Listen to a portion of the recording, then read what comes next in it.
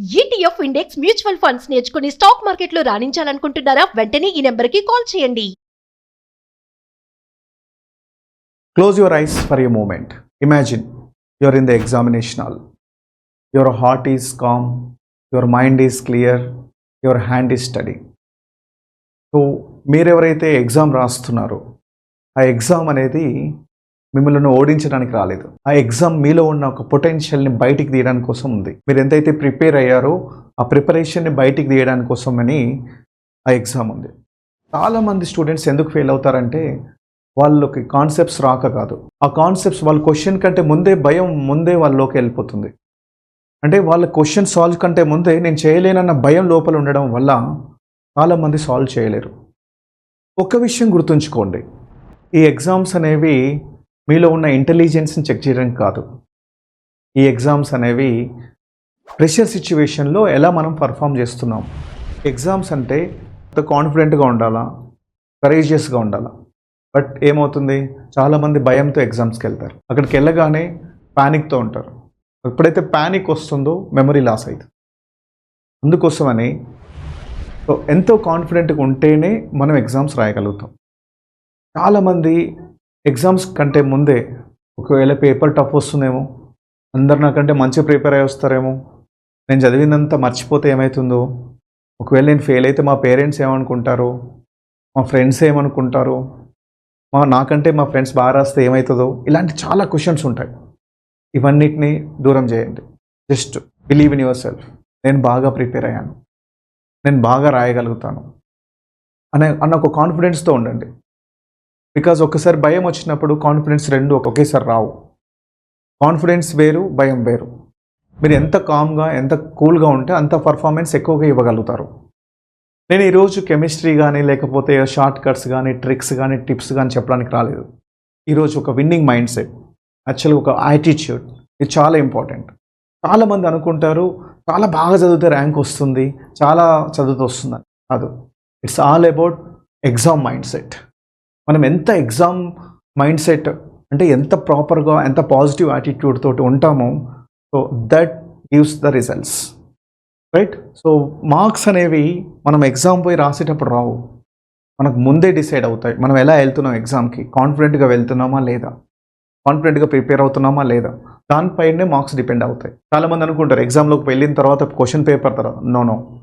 So అది మన mind సెట్ని బట్టి ఉంటుంది. ఎంత కామ్గా ఉన్నాము, ఎంత క్లియర్గా ఉన్నాము, ఎంత కాన్ఫిడెంట్గా ఉన్నాము, స్ట్రెస్ని ఎలా హ్యాండిల్ చేస్తున్నాము, టైంని ఎలా హ్యాండిల్ చేస్తున్నాము, క్వశ్చన్స్ని ఎలా హ్యాండిల్ చేస్తున్నాము, ఇవి చాలా ఇంపార్టెంట్. చాలామంది అనుకుంటారు పేపర్ ఈజీగా వస్తే ఎక్స్ట్రా మార్క్స్ వస్తాయని. అది కాదు, ఈరోజు నేను చెప్తాను. సో చాలామంది ప్యానిక్ అయితే ఏమవుతుంది, మెమొరీ లాస్ అవుతారు. కామ్ మైండ్ ఉంటే ఎంతైనా కానీ, ఎంత కామ్ మైండ్ ఉంటే అంత ఫాస్టర్గా మనకు చదివినవి గుర్తొస్తుంటాయి. కాన్ఫిడెన్స్ అండ్ అక్యురసీ ఆల్సో బాగుంటుంది. ఎంత కాన్ఫిడెన్స్ ఉంటే అంత అక్యురేట్గా చేయగలుగుతాం. 3 things are very important. Before going to the exam మీరు ఏం చేయాల్సింది, fix your mind first. This is the first thing. First change your attitude, change your mind set, fix your mind first. This is the thing which you have to do. గుర్తుంచుకోండి, fear versus truth. చాలామంది ఇలా అనుకుంటారు, paper tough వస్తే, మిగతా వాళ్ళు నాకంటే బాగా చేస్తే, నేను చదివిందంతా మర్చిపోతే. యాక్చువల్గా ఇదంతా ఫియర్. అయితే మనం భయంలో ఉంటామో ఇవన్నీ జరుగుతాయి.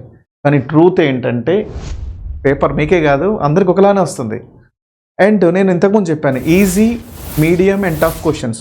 మనకి ఈజీ అండ్ మీడియం క్వశ్చన్సే almost 90 to 95%, only 5 to 10% only tough questions వస్తాయి. మీరు కనుక భయపడకుండా ఈజీ క్వశ్చన్స్ని, మీడియం క్వశ్చన్స్ని కాన్ఫిడెంట్గా, క్లియర్గా, యాక్యురేట్గా చేయగలిగితే మీదే సక్సెస్. ప్యానిక్ అస్సలు అవ్వద్దు. ఎంత కాన్ఫిడెంట్గా ఉంటే అంత. మీరు ఇమాజిన్ చేయండి, 1 లీటర్ మిల్క్లో ఒక చిన్న పాయిజన్ డ్రాప్ వేస్తే తాగుతారా మీరు? ఒక చిన్న పాయిజన్ డ్రాప్ అన్ని మిల్క్ పార్టికల్స్ని డిస్ట్రాయ్ చేస్తుంది కదా. అట్లనే ఒక్క నెగిటివ్ థాట్, ఒక్క ఫియర్ మొత్తాన్ని, మన ప్రిపరేషన్ మొత్తాన్ని ఖరాబ్ చేస్తుంది. సో చాలా జాగ్రత్తగా ఉండండి. Mind set is very very very important. So ఈ ఫియర్ అనేది ఉందనుకోండి, you are out. So last 15 డేస్లో ఏం చేయాలి, ఏం చేయకూడదు, చాలా ఇంపార్టెంట్. ఏం చేయకూడదు, what not to do. So don't start new chapters. మీరు కొత్త చాప్టర్స్ ఏం చదవాల్సిన అవసరం లేదు. ఆల్రెడీ ఇప్పటివరకు ఏదైతే చదివారో అవే రివిజన్ ప్రాపర్గా చేయండి. బోర్డ్ ఎగ్జామ్స్కి వెళ్తే ఏమవుతుంది, ఏదో చదువుకుంటారు, ఆ 4 పాయింట్స్ పోయి రాసేస్తారు, ప్రాబ్లం ఏం లేదు. బట్ కాంపిటీషన్ ఎగ్జామ్స్కి వచ్చేసరికి మనము అసలు ఆ కాన్సెప్ట్ ఏంటి, ఎందుకు చదవాలి, ఎలాంటి క్వశ్చన్స్ అడిగారు, ఈ ఎగ్జామ్స్ ముందర కొత్త చాప్టర్స్ అస్సలు చదవద్దు. ఓన్లీ రివిజన్ మీద ఫోకస్ పెట్టండి. And don't watch random YouTube videos. యూట్యూబ్లో ఓపెన్ చేస్తే 10-15 వీడియోస్ వస్తాయి ఒక టాపిక్ మీద. ఒక ఆయన ఒక రకంగా చెప్తాడు, ఇంకొకతను ఇంకో రకంగా చెప్తాడు. ఆయన చెప్పింది అర్థం కావాలంటే ఆయన 2-3 వీడియోస్ మళ్ళీ చూడాలి. అప్పటికి టైం ఉండదు మన దగ్గర. అప్పటికి మనం కొంచెం నేర్చుకొని ఉంటాం. ఆయన ఏదో కొత్త టెక్నిక్ చెప్తాడు, ఏదో బాగుందని మనం దానికి అట్రాక్ట్ అవుతాం. నాకు రాదు, ఇప్పటిదాకా చదివిందంతా గంగలో పోసినట్టు అవుతుంది. అందుకోసం ఏం చేయాలి? సో ఇప్పటి వరకు అయితే మీరు ఏదైతే చదివారో కొత్త టాపిక్స్ స్టార్ట్ చేయకండి, ఏ వీడియోస్ చూడకండి. చేసిందే చదివిందే బాగా రివైజ్ చేయండి. Don't study till 3 AM. కొంతమంది నైట్ అవుట్స్ అంతా చేస్తారు, పొద్దుగాల మొత్తం పడుకుంటారు. ఈ ఎగ్జామ్స్ ముందర అస్సలు చేయదు ఇది. ఎందుకంటే 9 to 12 అండ్ 3 to 6 ఆ మధ్యలో మీకు ఏ స్లాట్ వస్తుందో మీకు తెలియదు. కాబట్టి ఆ 2 టైమింగ్స్లో ప్రాపర్గా, అంటే డే టైంలో ప్రాపర్గా మెలకుతో ఉండేటట్టు ఉండాలి. నైట్ తొందరగా పడుకుంటే డే టైంలో మెలకుగా ఉండగలుగుతాం. అండ్ రెండో ఇంపార్టెంట్ థింగ్ ఏంటంటే, ఆ ఏదైతే టైంలో ఎగ్జామ్ ఉంటుందో ఆ టైంలోనే మనం మాక్ టెస్ట్లు కానీ ఇవన్నీ రాయాలి. యాక్టివ్గా అదే రియల్ టెస్ట్ అనుకోవాలి మనం. సో ఆ ఫోబియా అంతా పోవాలి. ఈరోజు ఆ 3 hours ఏదైతే ఎగ్జామ్లో కూర్చుంటున్నావో ఇంట్లో కూర్చొని రాసే మాక్ టెస్టే ఫైనల్ ఎగ్జామ్ లాగా ఫీల్ అవ్వాలి. అలా 2 సార్లు 3 సార్లు ఫీల్ అవుతే, రిహార్సల్ చేస్తే సో ఏమవుతుందంటే ఆ ఫియర్ అనేది వెళ్ళిపోతుంది. సో అక్కడ మనం పేపర్ అనాలిసిస్ చేయాలి. మీరు మాక్ టెస్ట్ రాసిన తర్వాత ఎన్ని మార్క్స్ వచ్చినాయో దాని గురించి మీరు ఆలోచించాల్సిన అవసరం లేదు. పేపర్ని అనాలిసిస్ చేయండి.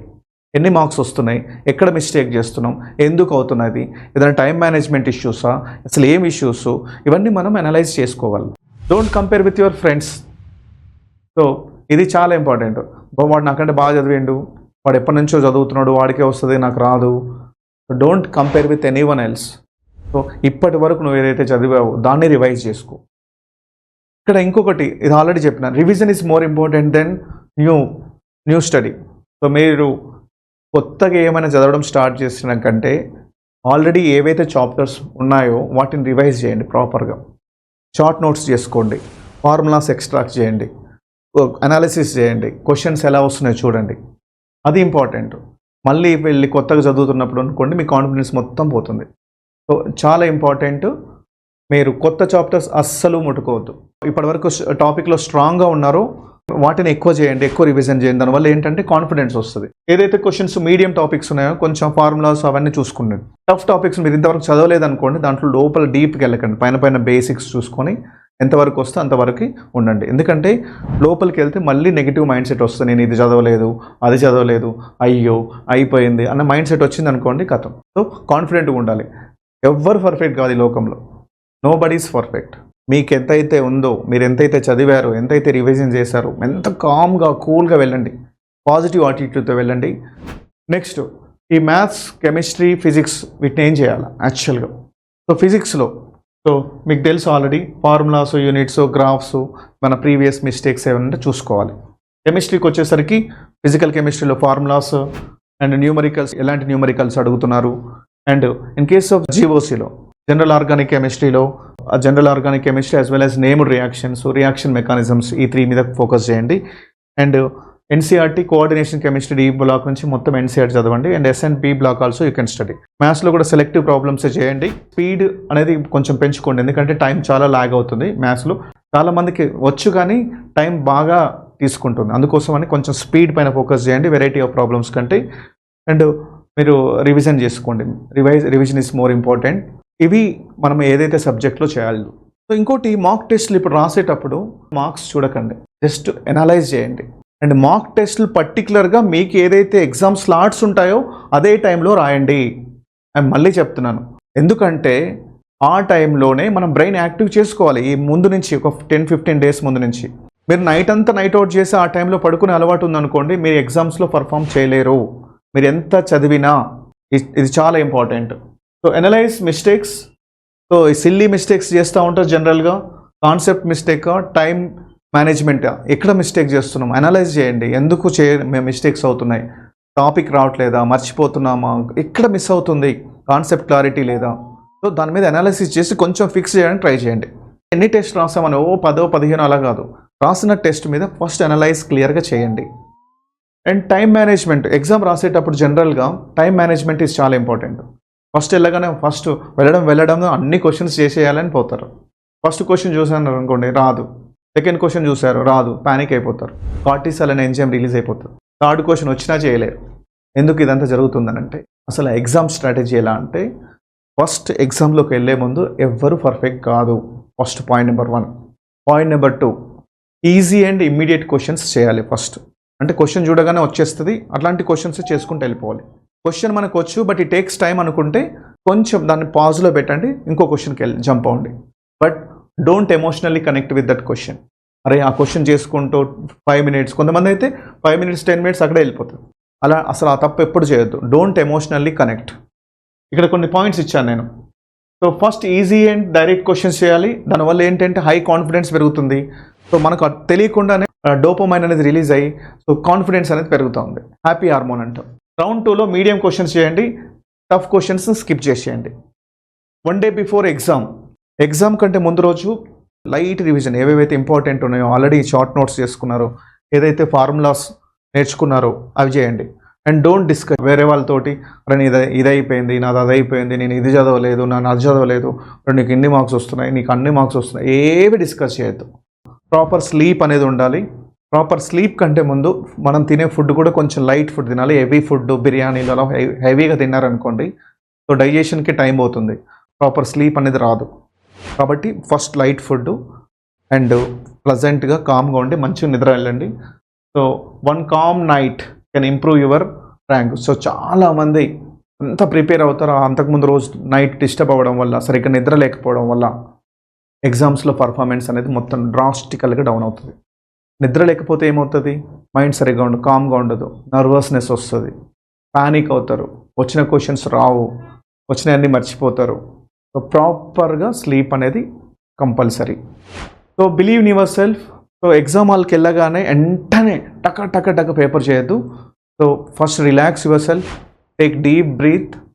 సో ఇలా డీప్ బ్రీత్ తీసుకున్నప్పుడు ఏంటంటే more amount of oxygen dissolves in your blood. అది మంచి బ్రెయిన్కి వెళ్ళి మంచి ఎనర్జీ ఇస్తుంది. అప్పుడు బ్రెయిన్ అనేది బాగా యాక్టివ్గా పనిచేస్తుంది. బ్రెయిన్ యాక్టివ్గా పనిచేయాలంటే బ్రెయిన్కి ఎక్కువ ఆక్సిజన్ కావాలి. మీరు ఎప్పుడైతే ప్యానిక్ అయిపోతున్నారో, కొంచెం అటు ఇటు అనిపిస్తే be calm, take n number of times deep breath. Question stuck అయ్యారనుకోండి, ఇమీడియట్గా స్కిప్ చేసుకొని వెళ్ళిపోండి. ఇంతకుముందు చెప్పాను, don't emotionally connect with the question and stay present question. అంటే మీరు రాసే క్వశ్చన్ మళ్ళీ అరే ఆ క్వశ్చన్ వదిలిపెట్టేసి వచ్చానని అక్కడ థింక్ చేస్తా ఈ క్వశ్చన్ సాల్వ్ చేశారనుకోండి మళ్ళీ పోతుంది. సో మీరు ఏదైతే క్వశ్చన్ మీద ఫోకస్ చేస్తున్నారో అదే వదిలిపెట్టిన క్వశ్చన్స్ని వదిలేయండి. తర్వాత మళ్ళీ టైం ఉంటే మీరు బ్యాక్ వచ్చి చేస్తారు దాన్ని. ఈ ఎగ్జామ్ అనేది చాలామంది వాళ్ళ ఎనిమీ లాగా చూస్తారు, దీన్ని ఒక ఆపర్చునిటీ లాగా చూసుకోండి. కామ్గా ఉండండి, గివ్ యువర్ బెస్ట్. మీరు ఇన్ని రోజులు చాలా కష్టపడ్డారు, రైట్స్, చాలా సాక్రిఫైసెస్ చేశారు. మీ మీద మీకు ఇప్పుడు నమ్మకం అనేది పోకూడదు. మీరు ఎంత ప్రజెన్స్గా ఉన్నారో ఎగ్జామ్ టైంలో, ఎంత యాక్టివ్గా ఉన్నారు, ఎంత అటెంటివ్గా ఉన్నారు, ఎంత కామ్గా ఉన్నారు అనేది చాలా ఇంపార్టెంట్.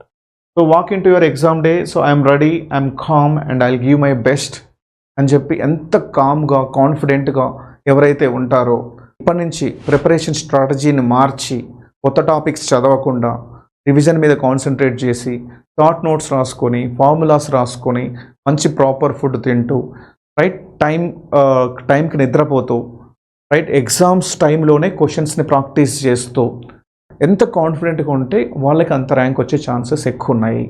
నేను చెప్పిన ప్రతి పాయింట్ని ఫాలో అవ్వండి. సో మీ సక్సెస్ మీదే. All the very best. Thank you.